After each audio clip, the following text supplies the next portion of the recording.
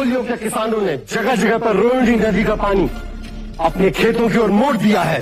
अब यदि महाराज शुद्धोधन ने कोई ठोस निर्णय नहीं लिया तो कपिल वस्तु और कोलियों के बीच अवश्य युद्ध होगा। मेरी पूजा का नैवेद्य। मैं तपस्वी हूँ, पके हुए खाने का त्याग किए मुझे बहुत समय हो गया। जो आप मुझसे मांग रहे हैं वो असंभव है। तुम्हारी इस तप की यात्रा में तुम्हारे सहायक नहीं तो तुम्हारे सेवक तो बन ही सकते हैं। भाई महाराज, इस स्थान से कोलिया के किसानों ने नदी का बहाव अपनी ओर मोड़ लिया है। उन्होंने तो ठान लिया कि अब खून की नदी बहाकर ही चैन लेंगे।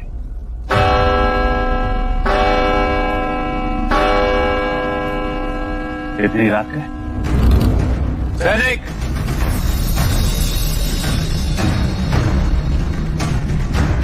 किसने इस समय हमारे कार्य में विघ्न डाला? जाओ जाके उसे दंड दो। रुक जाओ, ये तुम क्या कह रहे हो अनुज? कोई याचना लेकर आया होगा। जाओ, कौन है लेकर आओ उसे।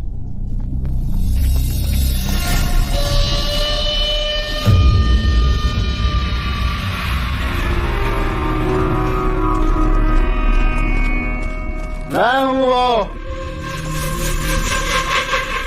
कौन है यहाँ पे जो मेरी याचना सुनेगा? क्या याचना है और किसके विरुद्ध है? आपके विरुद्ध महाराज शुद्धोधन। होश में था। चलो चलो। नहीं, अपनी याचना सुनाए बिना यहाँ से नहीं जाऊंगा। महाराज शुद्धोधन, आपने मुझे सदा अपमानित किया है। बचपन में गोद में बिठाया और धकेल दिया। आज पहले अध्यक्ष के आसन पे बिठाया, वो मेरे हाथ पकड़ के उठा दिया। पूरी शादी सभा के सामने मैं हंसी का पात्र बन गया। तुम क्यों नहीं समझोगे? चलो यहाँ से।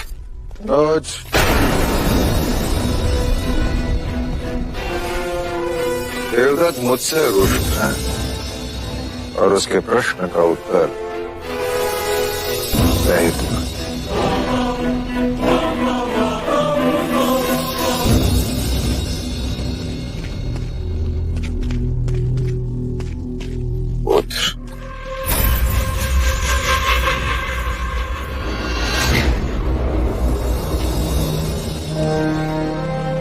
देवदत्त, यदि मैं तुम्हें अध्यक्ष के आसन पर बिठा देता तो तुम्हारे माथे पर असफलता का कलंक लग जाता।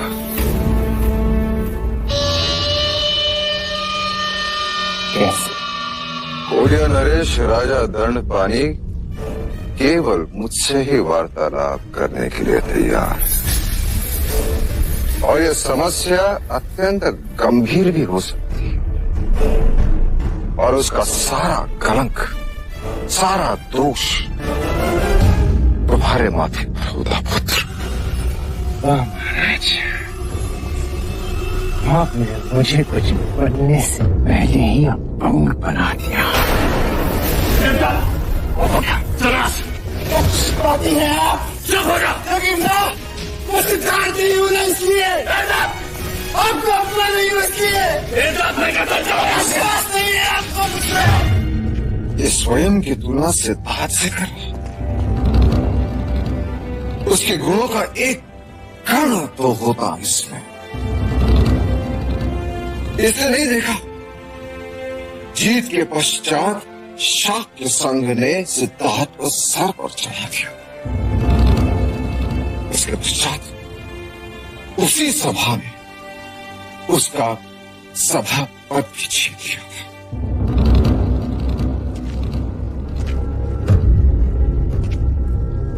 मेरी नियत ही यही थी कि परस्पर क्लेश को बुझाते मेरी आयु बीत जाएगी।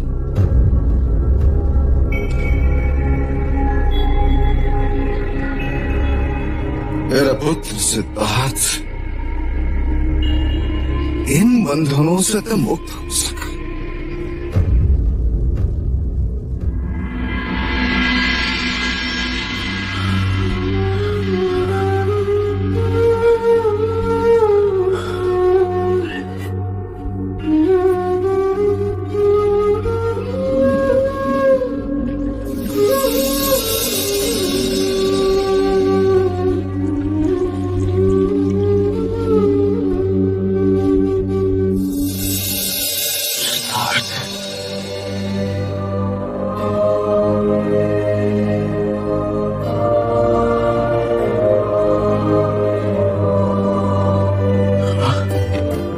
पानी और जल ग्रहण कर लो। नहीं गुरुवर,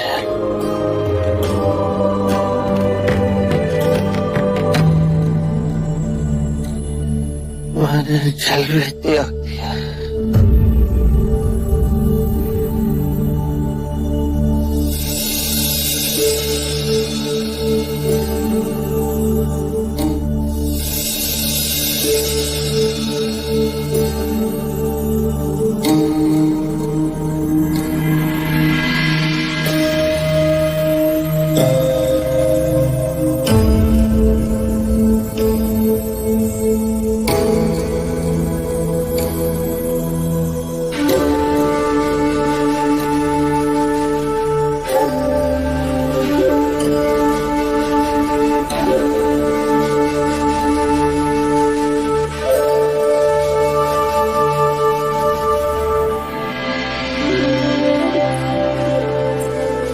पूर्णा, ये वही जोगी है जो इतने जीवन से भरे थे।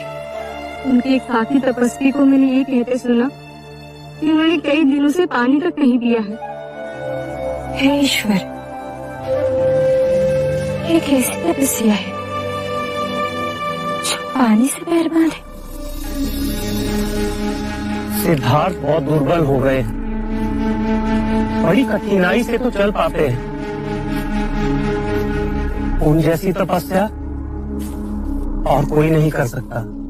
अब तो बस यही प्रार्थना है कि उसे मुक्ति का मार्ग मिल जाए। सिद्धार्थ मुक्ति के द्वार के समीप ही है।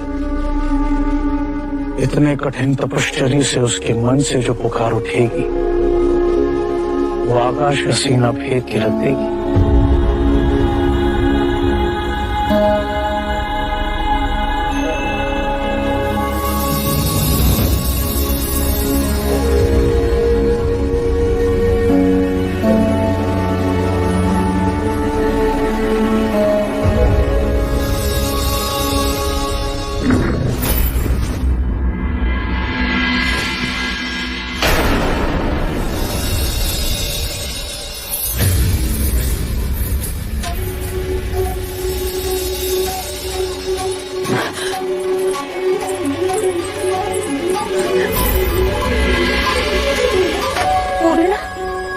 ये तो वही जोगी सिद्धार्थ है।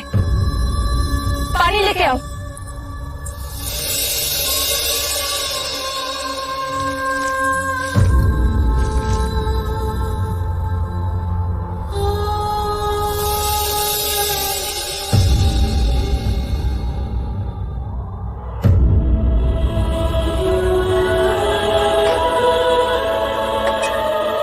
ये आपकी पूजा का नैवेद्य है।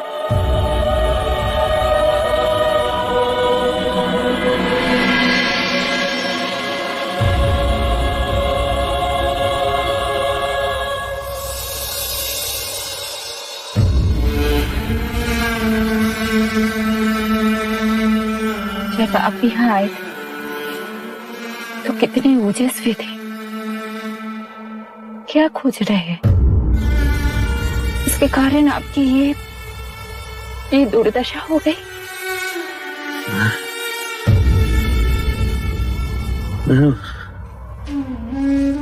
मुक्ति का मार्ग खोज रहा था।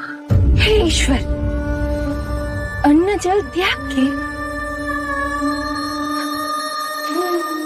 शरीर ही ना बचेगा, शरीर ही ना बचेगा। मुक्ति मिलेगी कैसे? मुक्ति मिलेगी कैसे?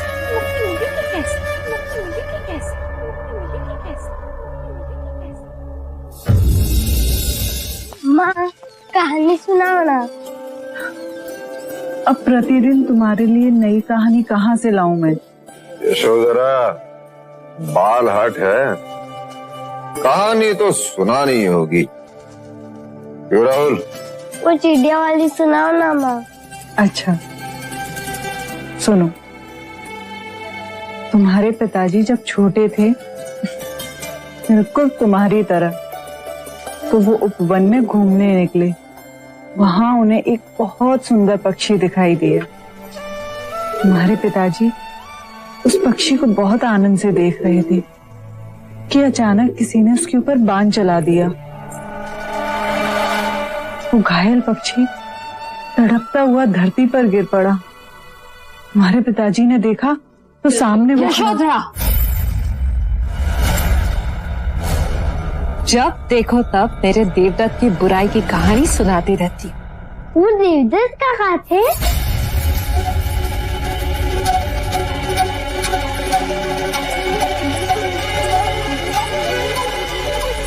आज तक कुपात्र का नाम नहीं बताया था, आपने तो स्वयं ही बता दिया। अब तेरे काका के नाम पे मनगढ़ंत कहानी बनाई जाए तो कौन उसे रोक सकता है?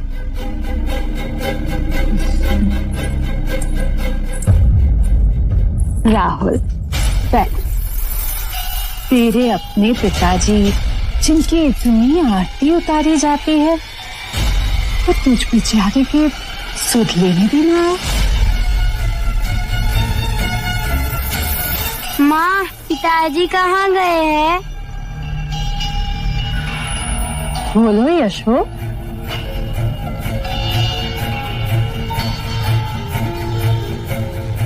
माँ, पिताजी कभी आएंगे? वो मुझसे मिलने क्यों ना आए? बेटा राहुल, क्या अच्छा, मैं तुम्हें बता। यशो, ये भी बिल्कुल अपने पिता पे गया है। एक प्रश्न के बाद दूसरा प्रश्न। यशोधरा, इसके सारे प्रश्नों का उत्तर दे दो। कहीं ऐसा ना हो कि ये भी अपने पिता की तरह अपने प्रश्नों के उत्तर खोजने वन चला जाए। माँ, जरा तो लज्जा करो। यशोधरा की चोट को सदैव कुरेदने की क्या आवश्यकता है? जो स्वयं घायल विवश हो, वो दूसरों को तो घायल करेगा ही ना। आपको यशोधरा की बड़ी चिंता है, और मेरी?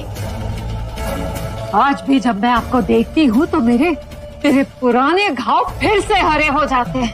तेरे क्रोध की और परीक्षा न लूं। मुझसे किए हुए छल का घाव तो ना भर सके और मुझे आंखें दिखा रहे। मेरे टूटे हुए मन से पुकार निकली और भगवान ने आपका भी सर्वनाश कर दिया।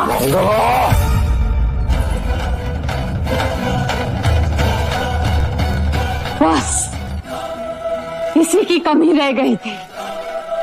मारिए, मारिए मुझे, आपके मन को भी शांति मिल जाएगी। मारिए ना। यदि तुम मेरे अनुज की पत्नी ना होती,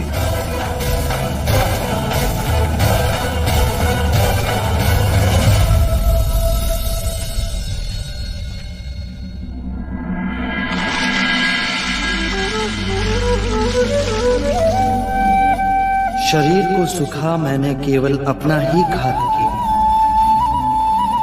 यदि परम सत्य मुझे मिलेगा तो शरीर के साथ ही मिलेगा, ना कि उसे सुखा और गलाकर।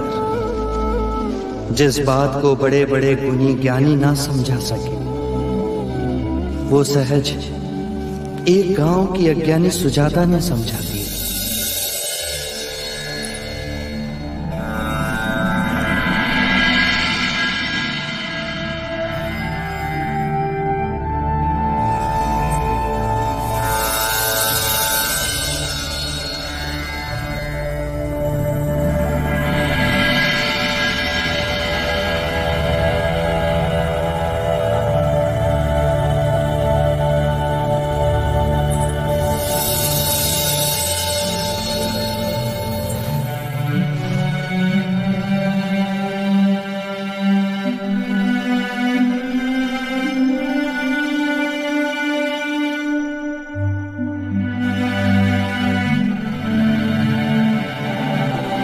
तुम्हारी कई बातों में बड़ा सत्य था सुजाता।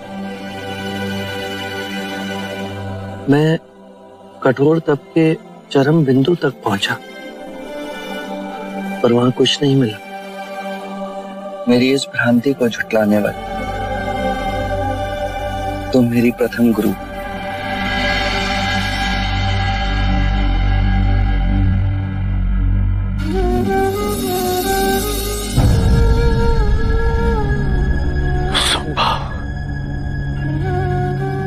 सिद्धार्थ ने तपश्चर्या छोड़ दी कि उनका मनोबल इतना क्षीण निकला।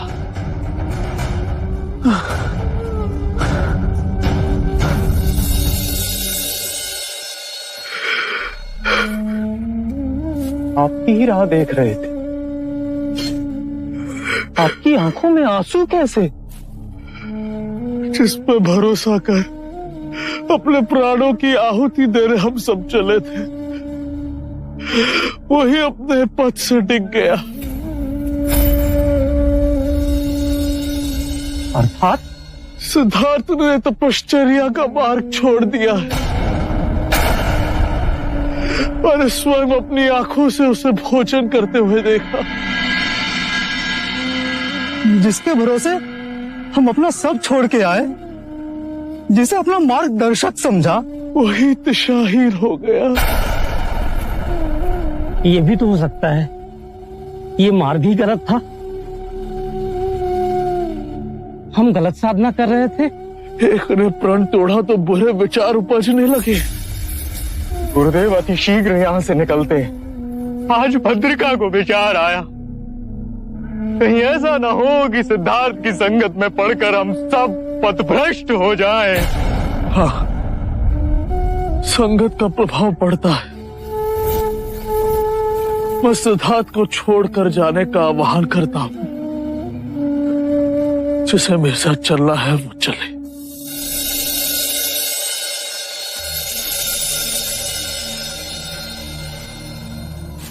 डरो मत। ये घास लिए कहाँ जा रहे हो? अपनी भैंसों के लिए। नहीं, मैं छोटी जाति का हूँ, अछूत हूँ। अगर आप मुझे छुएंगे तो आप अपवित्र हो जाएंगे। नहीं, तुम्हारे छूने से मैं अपवित्र नहीं हो सकता।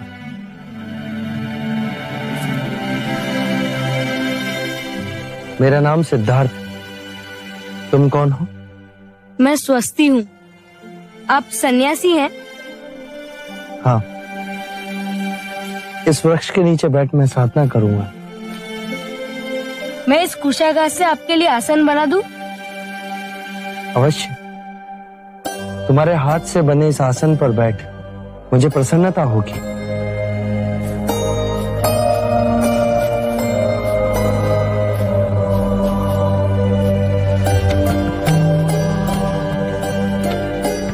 आइए जोगी महाराज। तुम्हारा बहुत बहुत आभार। तुम बहुत दयालु हो स्वस्ति।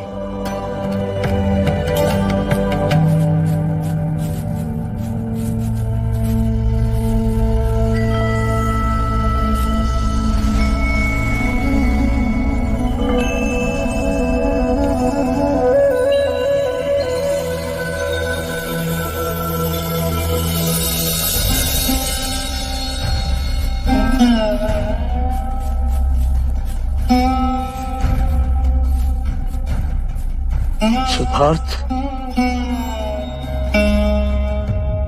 हमें जाने की आज्ञा दीजिए। आपका साथ यही तक नियत था।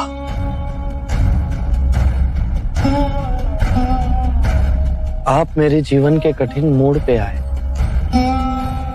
और अब जाने के लिए कह रहे हैं। जाने का कारण तुम ही हो सिद्धार्थ। जिस सिद्धार्थ को मैंने अपना ज्ञान दिया, अपना गुरु भाई, फिर अपना गुरु माना, अब तुम वो कहां रहे? मनुष्य कितनी अवस्थाओं से इस एक ही जीवन में परिवर्तित होता है। बाल अवस्था से परिवर्तित हो उसका रूपांतरण युवा अवस्था में होता है और युवा अवस्था परिवर्तित हो प्रौढ़ अवस्था आती है। ये प्रकृति के नियम की बात है। तो फिर हम प्रकृति के नियमों से भिन्न कैसे हो? हमारे अंतर और बाहर प्रकृति के नियम है। पुरुषार्थ तो कुछ है ना, अपने वचन पर अडिग रहने का मूल्य तो कुछ है ना। तुम्हारा ये पतन देखकर मुझे बहुत पीड़ा हो रही है। तुम पथ भ्रष्ट हो गए हो सिद्धार्थ।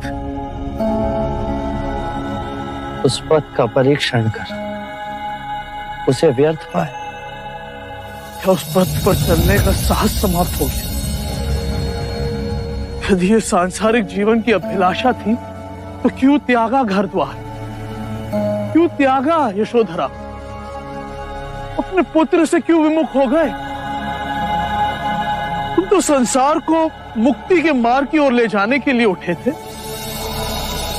6 वर्ष की खोज, कठिन तपश्चर्या, उस मार्ग में तुम्हारे पैर लड़खड़ा गए। अपने उद्देश्य से इतनी जल्दी मत डिग जाओ, अपने सिद्धांत यूं न गवा दो।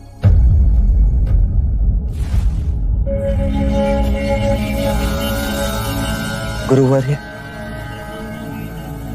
केवल अपनी बुद्धि से नहीं, स्वयं अपने आप को उस आग में तपाकर यदि ये जाना कि उस मार्ग में कोई त्रुटि है तो उसे छोड़ देना ही उचित है। जीवन नदी के पानी का बहाव है, यदि एक स्थान पर रुक जाए तो दूषित हो जाता है। मैं जीवन के बहाव और ऊर्जा के आगे खड़ा हो गया था। घास के उस कोमल तिनके की तरह ना बन सकता जो हवा के बहाव के साथ बहता है पर अपनी मिट्टी से नहीं उखाड़ा जा सकता। मैं आपको आश्वासन देता हूं कि मैं उस घास के कोमल तिनके की तरह अवश्य बनूं।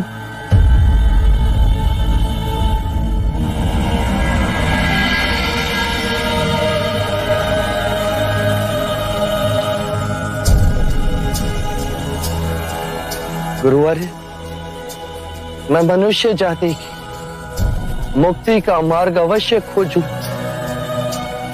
और वो मार्ग आपको दिखाने में अवश्य लौटूं। हम एक बार फिर मिलेंगे।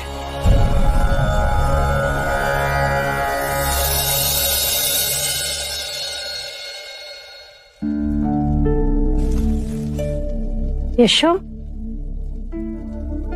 कहाँ गए?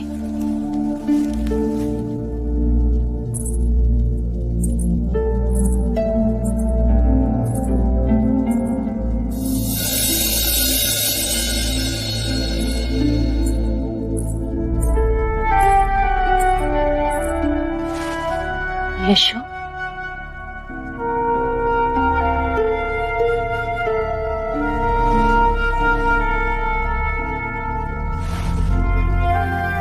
क्या हुआ पुत्री? तू यहाँ क्यों सो रही है? आप मेरी चिंता ना करें। यशो, बोलना।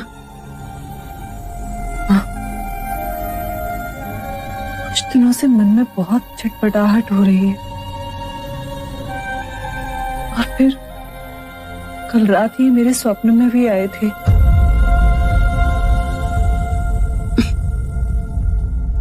सिद्धार्थ तेरे मन से गया ही कब था? हाँ, पर अब तो भेंट केवल स्वप्न में ही होती है। हाँ, कल मैंने देखा कि ये घास की शैया पर सो रहे हैं और आज जब मैं मंदिर गई तो एक साधु एक पेड़ के नीचे घास पर सोते दिखाई दिए और उन्होंने अपनी बाहों को सिरहाना बनाया था। तो मुझे लगा कि मेरे स्वप्न और यथार्थ के बीच कुछ तो संकेत है। सिद्धार्थ ने जो मार्ग चुना है उसमें सुख और आराम कहाँ? उन्होंने जो मार्ग चुना है उसमें मैं उनकी सहभागी न बन पाई, पर सहयात्री तो बन सकती हूँ। इसीलिए मैंने ये व्रत लिया है कि आज से मैं बिछौना त्याग धरती पर ही सोऊंगी। यशो, इतना कठोर व्रत क्यों? अग्नि को साक्षी मान हमने सुख दुख में साथ निभाने का वचन लिया। आज वो शरीर से भले ही मुझसे दूर हो, पर मेरे मन के निकट ही है। तो जो मेरे पति का भाग्य, वो मेरा भी भाग्य।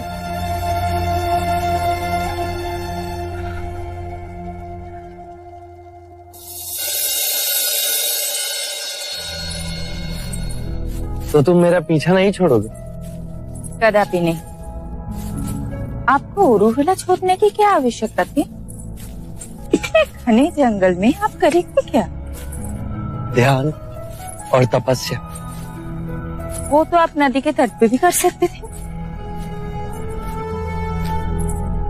मुझे पूर्ण एकांत चाहिए सुजाता। अब आप सबको मेरे लिए कष्ट उठाकर आने की आवश्यकता नहीं। हम आपकी साधना में बाधक नहीं बनेंगे, किंतु एक समय का भोजन आपको स्वीकारना होगा। हाँ तो कहिए। हाँ, बालपन के हट के आगे कभी कोई टिका है क्या?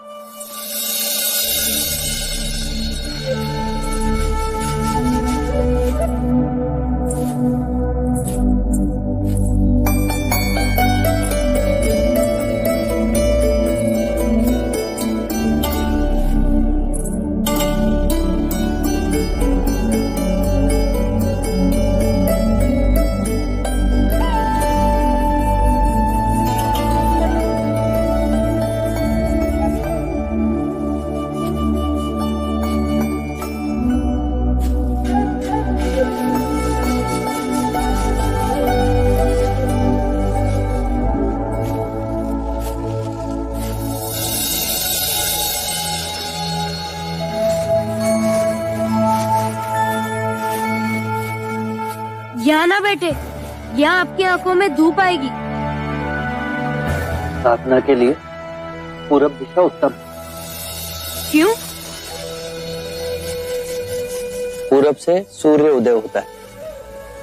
साधक इस दिशा को शुभ मानते हैं।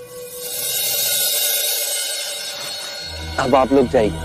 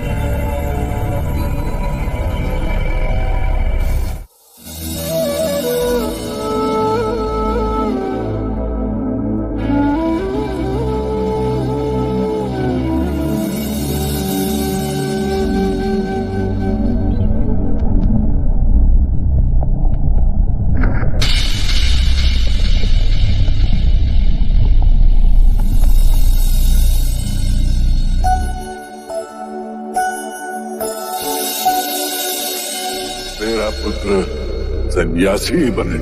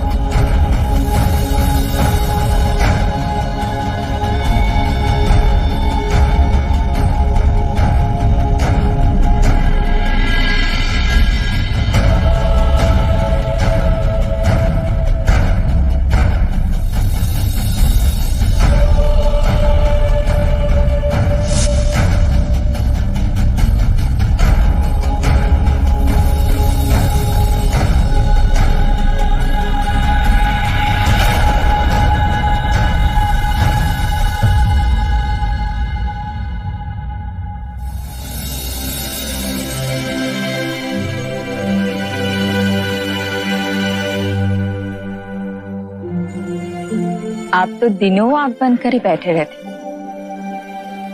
हम तो दोषण आग बंद करे तो अंधेरा दिखता है। आपने क्या देखा? पूरा जीवन आंखों के सामने से निकल गया। ये पेड़ हर ऋतु में अपना रूप बदलते हैं। वर्षा के बाद हरे होते हैं, पतझड़ में पीले, और ग्रीष्म ऋतु में हर पत्ता सूखकर झड़ जाता है। उसी प्रकार हमारे जीवन में घटनाएं आती रहती, कोई सुखद तो कोई अति दुखद, पर स्थिर कुछ नहीं रहता। हर क्षण मन ही नहीं, शरीर भी बदलता रहता है। और जोगी महाराज, शरीर को भूख भी लगती है। हम आपके लिए खाना लाए, आप पहले कुछ खा लीजिए। मुझे कुछ छू कर गया।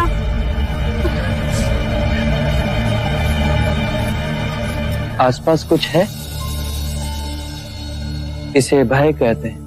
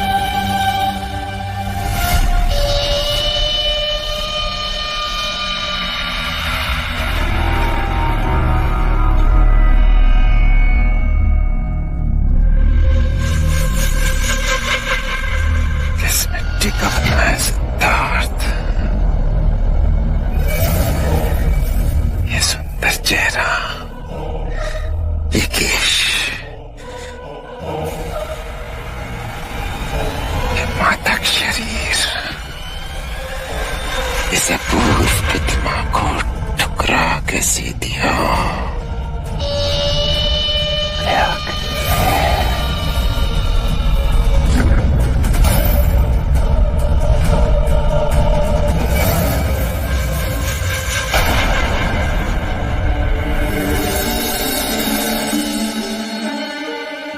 ऐसा लगा जैसे कोई सांप इस शरीर के निकट है।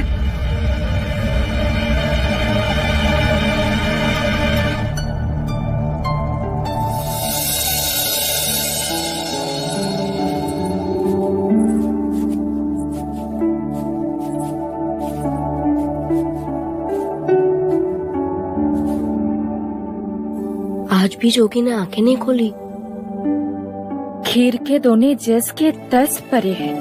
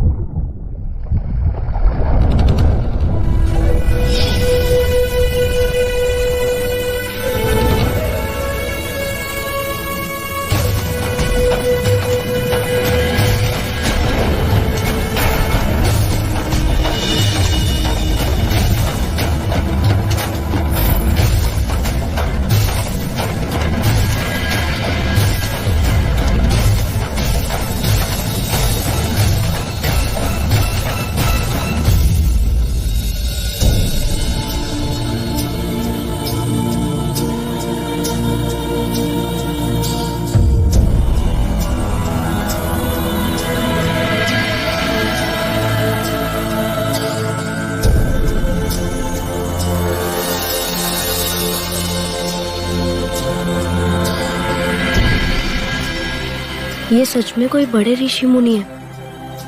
सांप बिना डसे ही चला गया। देख तो कैसे पत्थर के हो गए हैं। ये अपनी आंखों से हमें नहीं, कुछ और ही देख रहे हैं, जो हम तुम जैसे सामान्य लोग नहीं देख सकते। अर्थात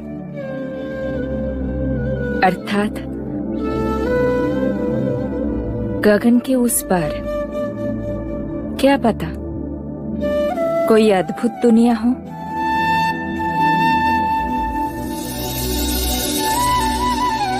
चलो चलते हैं।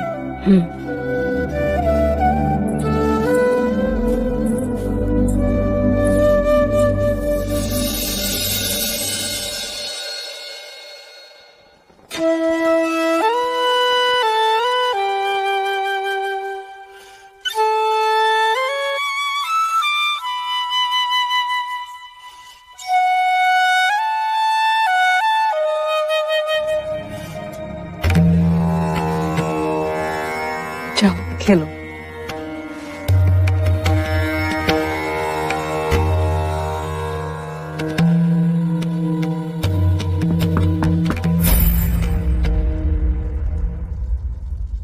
अपने आने की सूचना दे रहा हूं, आ जाओ।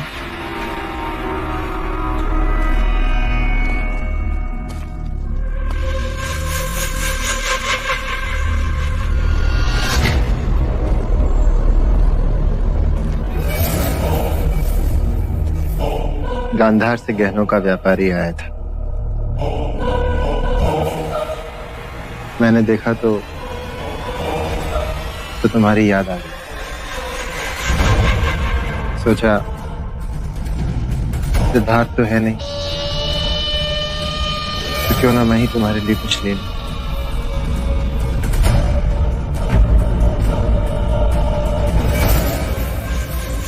ये हार तुम्हारे गले पे बहुत सजे।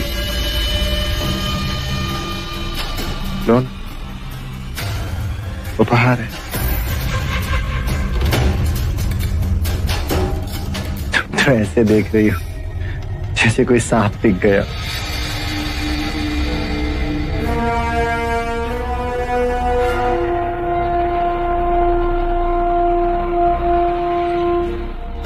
बैठ लेना।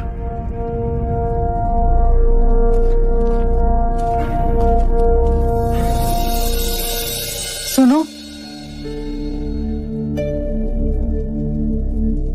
मेरी ओर से ये हार उपहार। पर देवी, ये हार तो कुमार देवदत्त आपके लिए लेकर आए हैं। और मैंने तुम्हें दे दिया, इसे तुरंत उठा लो। शिवराज तुलसी की माला भी लाते तो वो मेरा गहना बनती, पर ये किसी विषैले सर्प के समान है।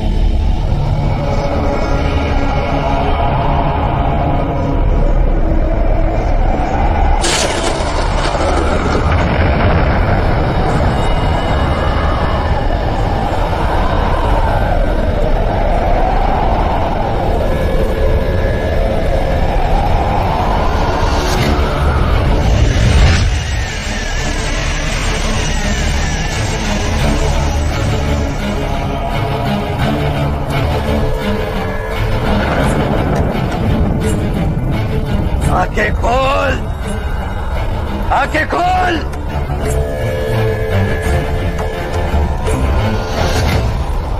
कौन हो तुम? लौकिक जगत में मुझे मारा कहते हैं, पर मैं तेरा ही रूप हूं। मैं भावनाएं हूं, पर तेरी मन जो विनाशी है। उसके आगे मैं उस अलौकिक जगत में जा रहा हूं जो अविनाशी। अब तो उस अलौकिक जगत में नहीं जा सकता। मेरे तप की सीमा आ गई है और अब उसके आगे तुम मुझे बांध नहीं पाओगे। मैं तुमसे मुक्त हो जाऊंगा। पर मुझसे विमुख हो क्या नहीं? काम, क्रोध, पद, लोभ, माया, ये मेरे अस्त्र हैं। पहले मुझसे युद्ध कर। नहीं, युद्ध से भावनाएं प्रबल होती और फिर से यही भावनाएं इसी माया चक्र में फंसाती हैं। मैं इसी कर्म चक्र से परे जा रहा हूं, जहां किसी काम का स्पर्श ना हो, जहां कोई माया उलझा ना सके, जहां कोई मोह बांध ना सके, जहां क्रोध जला ना सके। कामना, इच्छा, वासना, ये मेरी पुत्रियां हैं। पहले इनसे तो बच।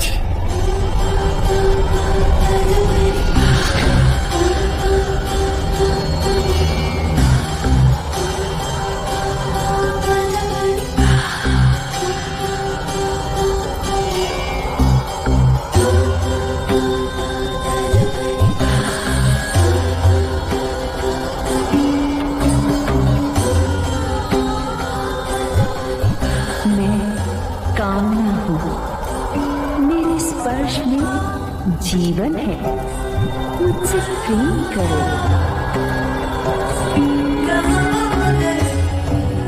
मैं वासना हूँ।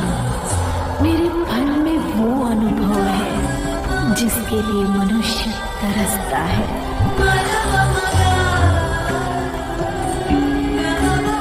मैं इच्छा हूँ। जीवन के समस्त सुखों का रस है मेरी मदिरांगी। चखो इसे।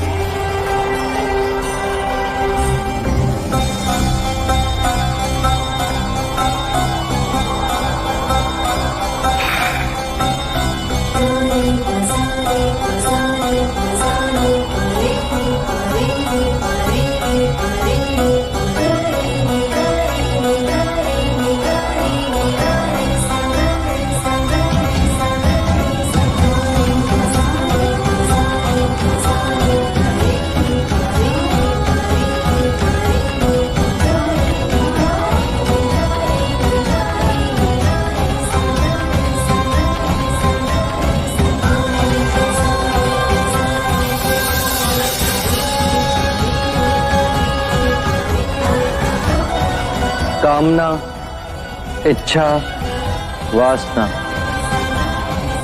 ये शरीर की प्रतिध्वनियां हैं। जब शरीर का मोह टूट जाए तो ये केवल एक पत्थर से टकराकर लुप्त हो जाती है। जैसे ज्ञान का सूर्य उदय होते ही अंधकार लुप्त हो जाता है, वैसे ही आत्मज्ञान का सूर्य जब मुदित होता है तो सारे प्रलोभन राग बन धरती पर गिर पड़ते हैं।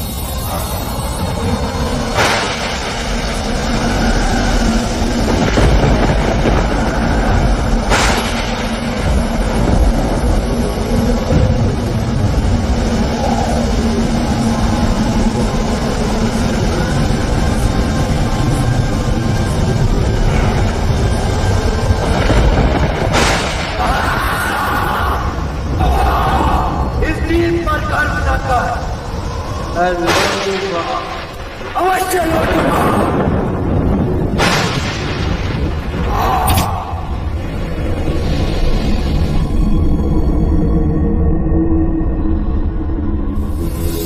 सत्य कथा, पुरुषार्थ कथा, सुनो सुनो सिद्धार्थ कथा।